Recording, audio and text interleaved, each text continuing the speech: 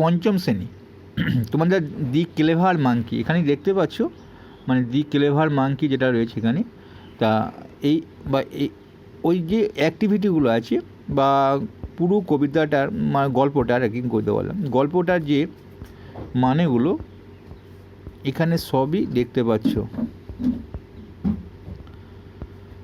তারপর দেখো এখানে অ্যাক্টিভিটি ওয়ার্ডস নোটগুলো পাবে, অ্যাক্টিভিটিগুলো পাবে। অ্যাক্টিভিটি 1 এখান থেকে শুরু হলো, এটা অনেকটা বড়, তাই সবটা দেখানো সম্ভব নয় যেহেতু শর্ট ভিডিও। তোমরা এটা দেখতে হলে মানে ডেসক্রিপশনে লিঙ্ক দেওয়া থাকে, তোমরা সেখান থেকে আমার সাইডে গিয়ে সবই দেখতে পাবে।